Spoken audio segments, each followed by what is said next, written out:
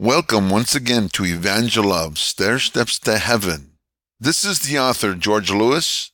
We're now in our third video, and I'd like to recap what we shared in our last video.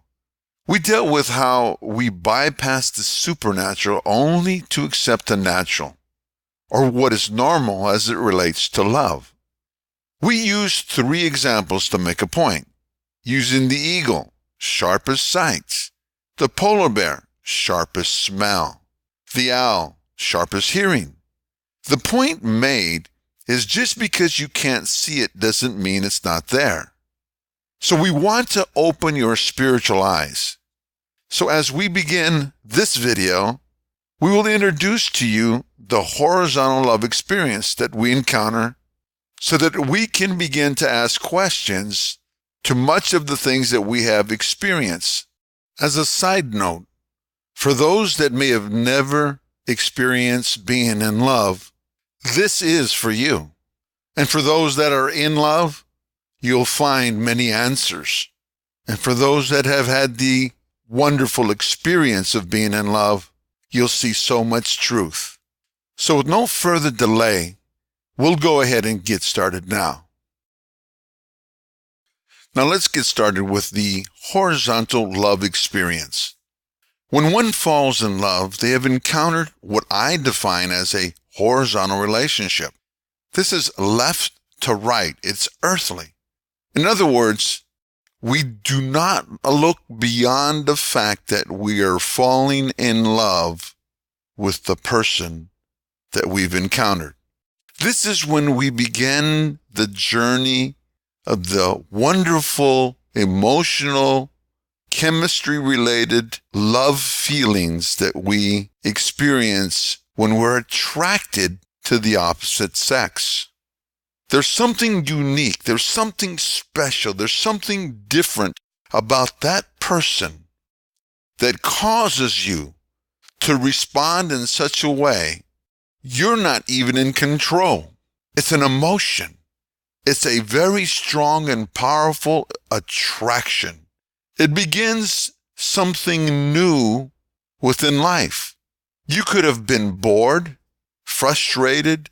Life could just be life. But when you meet that person, that special individual, all of a sudden things begin to change.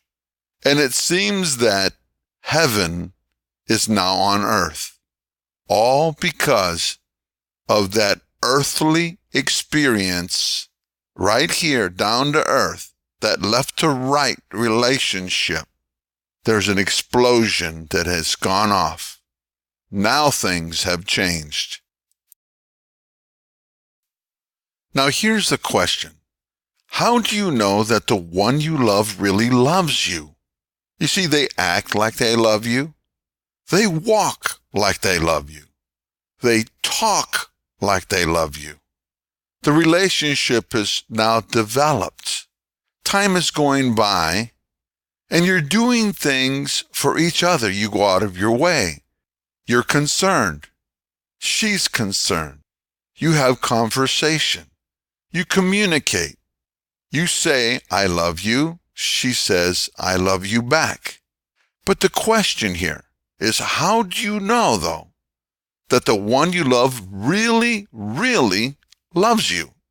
You see, you cannot measure what they feel.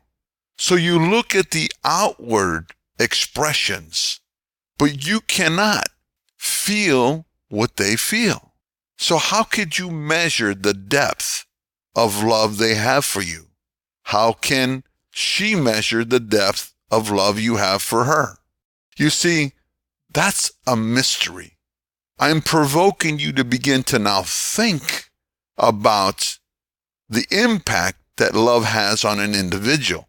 Right now, for the couple in love, they're concerned about each other. But now, let's see if we can measure. Is it possible to measure the love that is felt?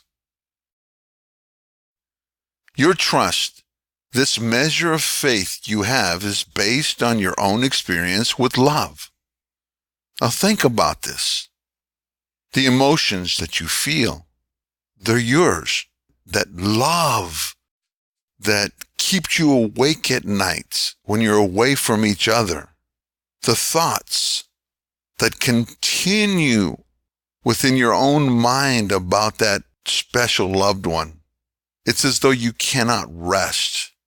You need the one you're in love with. You need to have them by your side. It's a safety net.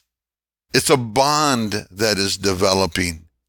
You feel whole and complete because of this unique person in your life. But you trust the words they say when they say, I love you. Yet you cannot measure it. Why do you trust what they say? You trust them because you believe that they must feel what you are feeling. So if you're so in awe with the one you love, you assume that they are feeling the same thing about you. So you have an experience with love, and you're so in love that you believe that they also feel the same way. But you still have to have faith to trust that what you're experiencing is what they are experiencing. The one you are in love with is the vehicle used in order to have this experience. Now, we have a foundational scripture here, and the title of the book is Evangel-Love.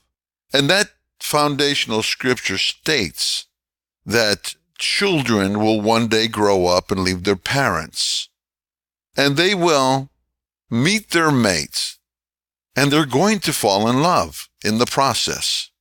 And it talks about this being a great mystery, but I speak concerning Christ and the church. So here, we're looking at the individual, that person you're in love with. They're the vehicle that is being used in order for you to have this love experience. This is the earthly, kind of first dimensional experience. We do not look or ask questions in regards to where this love comes from. All we know is that love it's common. See, this is where we talked about the natural versus the supernatural, or that which is normal. We look at love as something that is just normal. It's a process. It's something that everyone will eventually experience. But that person you're in love with is a vehicle. You're in love with that person. They're the tool that is being used for you to have this wonderful experience. And this is where we're going to take you, to understand that there's more than what meets the eye when it comes to just what seems to be normal. There's the spirit, supernatural experience that we bypass and never take the time to look at.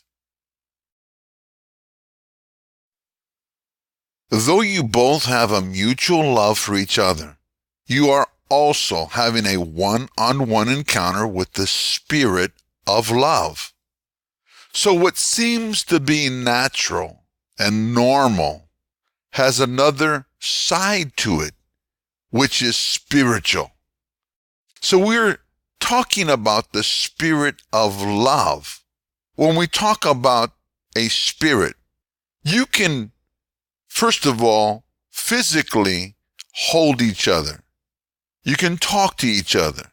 You can express your feelings to each other, all because of the love that you feel for one another.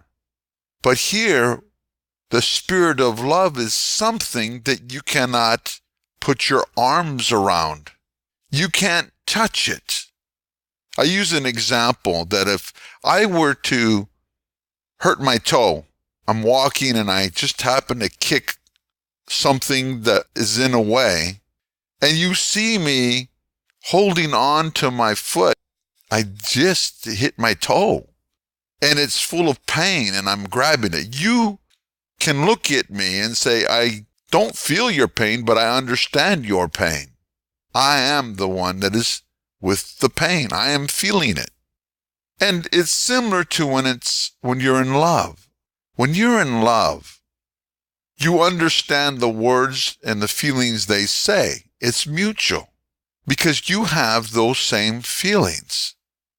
But a spirit, you're actually having a one-on-one encounter with love, the spirit of love. You see, one day you were just walking on earth. It was a normal day. And then suddenly you met the person, that special someone. And the spirit of love entered you. And you began to find yourself more attracted, more concerned as time went on for each other. But you cannot touch it, feel it. You cannot even say to love, tomorrow is the day I'm going to fall in love. You can't tell love that it's going to leave. This is when someone gets their heart broken. All of a sudden, they realize that the person that had just told them they're no longer in love with them is hurt because they have the spirit of love for that person in them. And it becomes much more alive when you feel that pain. So we're going to begin to deal with what a spirit is, so you can then begin to open your eyes. So this is the phenomenon, being impacted by the unknown source of love. So when we have encountered the falling in love process, when we begin to ask the questions as to how or what a spirit is, defining the spirit of love, it's a phenomenon. Though it's something that is normal, it is something that is common, it is also the supernatural. Because we can't put a finger on it. We can't timetable love. We can't say I'm going to fall in love or I'm going to fall out of love. We have no control over it. When love enters us, it comes from that unknown source. We just know that we're experiencing the wonders and the beauty of being in love.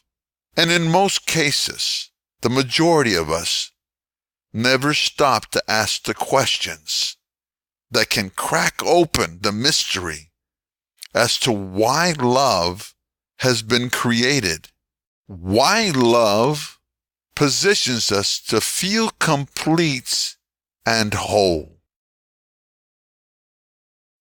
So here's the final question to conclude this video. What is love?